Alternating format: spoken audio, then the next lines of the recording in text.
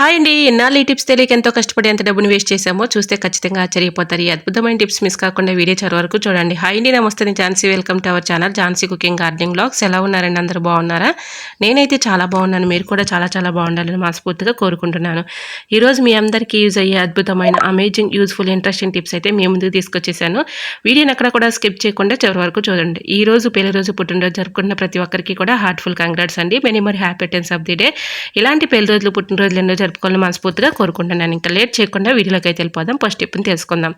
మనకి ఎక్కువగా ఆడవాళ్ళం ఎక్కువగా ఇలా వైట్ హెయిర్ ఉంటే చాలా ఇబ్బంది పడుతూ ఉంటాం కదా. మనం 1-2 ఎంటికలు అయితే మనం ఈ విధంగా కలర్ అయితే వేసుకోలేం కదండి. ఎక్కడికైనా బయటకు వెళ్ళాలి అనుకున్నప్పుడు ఈ విధంగా మనకి వైట్ హెయిర్ కొంచెం పైన 1-2 ఎంటికలు ఉన్నాయనుకోండి, కలర్ అయితే వేసుకోలేం. కాబట్టి ఇలా ట్రై చేయండి. ఒక ఎండి కొబ్బరి చిప్పని తీసుకుని ఈ విధంగా ఫోర్క్ స్పూన్ పెట్టేసి స్టవ్ మంట పైన కాల్చితే కొద్దిగా అది నల్లగా అయిపోతుంది అనమాట. నల్లగా అయిపోయి కొబ్బరి నూనెలాగా వస్తుందనమాట. ఆ ఆయిల్ ఈ విధంగా మనం బయటికి వెళ్ళేటప్పుడు ఆ వైట్ హెయిర్ మీద ఈ విధంగా రాసుకున్నట్లయితే వైట్ హెయిర్ అనేది పూర్తిగా పోతుంది, బ్లాక్గా కనిపిస్తుంది.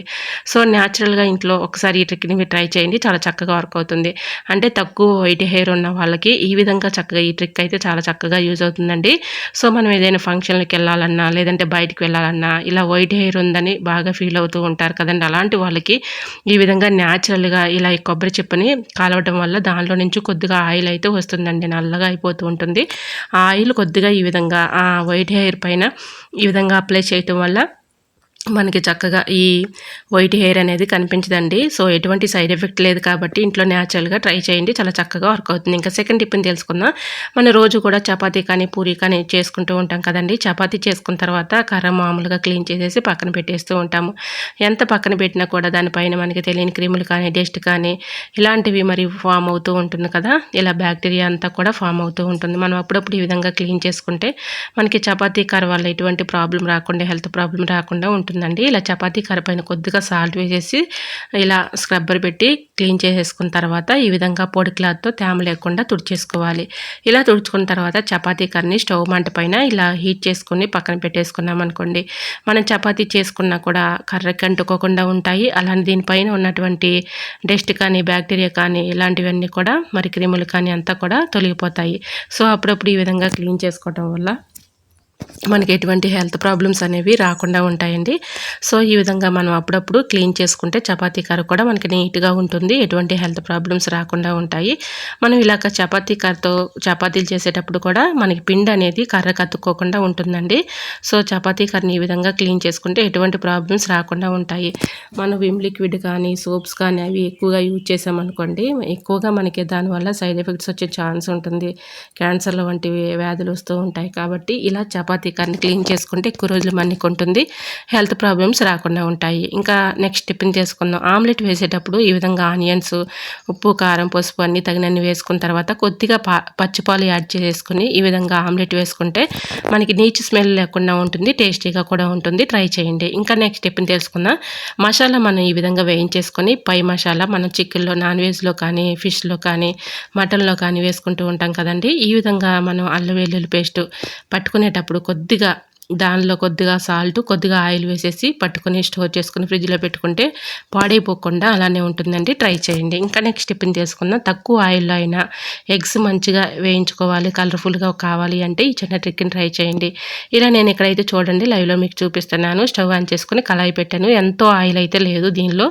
నేను కొద్దిగా పసుపు, కొద్దిగా సాల్ట్ అయితే వేసుకున్నానండి. ఇప్పుడు నేను తక్కువ ఆయిల్లోనే ఎగ్స్ అయితే వేస్తున్నాను. చూడండి మంచి కలర్ఫుల్గా ఉంటాయి చూడటానికి. అలానే మనకి తక్కువ ఆయిల్లో అయినా చక్కగా వేగుతాయండి. సో ఇలా మనకి కలర్ఫుల్గా కనిపిస్తే తినని వారు కూడా చక్కగా తింటారు. సో ట్రై చేయండి. తక్కువ ఆయిల్ అయినా ఎగ్స్ ఈ విధంగా వేయించేసుకోవచ్చు.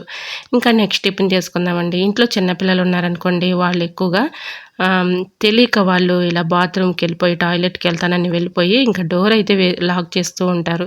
సో లోపల వాళ్ళు లాక్ చేస్తే మనం బయట డోర్ తీయాలంటే చాలా భయపడుతూ ఉంటాం, ఇబ్బంది పడుతూ ఉంటాం కదా.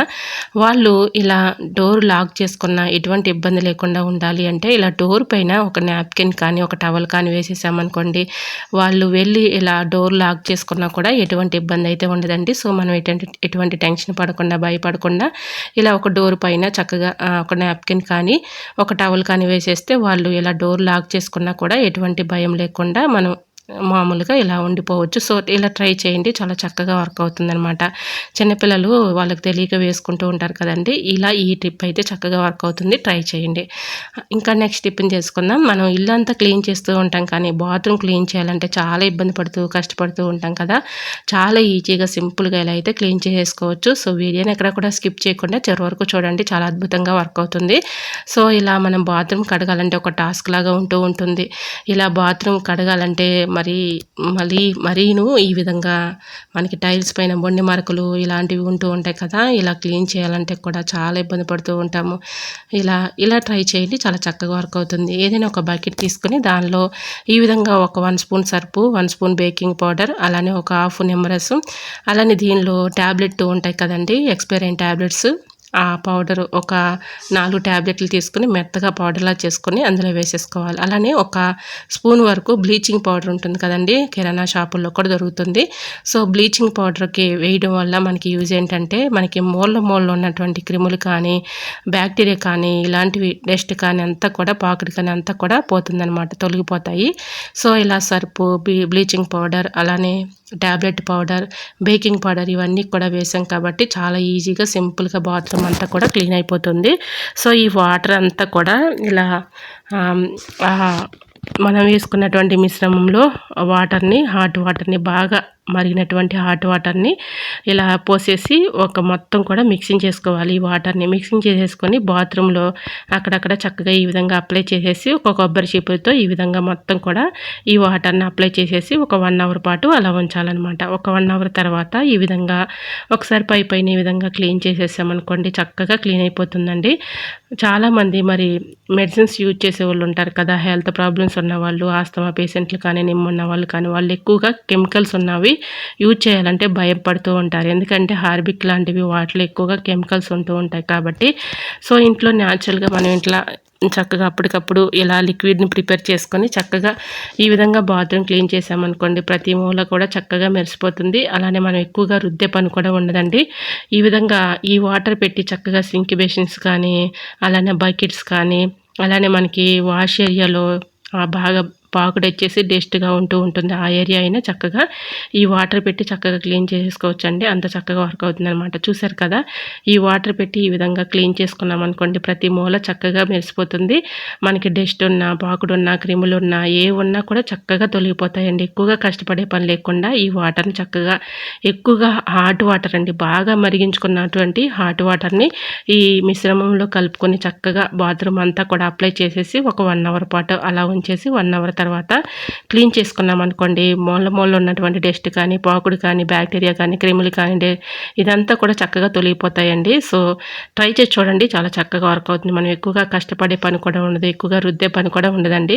ఒక 1 అవర్ పాటు అలా వాటర్‌ని అప్లై చేసేసి తర్వాత క్లీన్ చేసుకున్నామనుకోండి ప్రతి మూల కూడా చక్కగా మెరిసిపోతుంది. ట్రై చేయండి.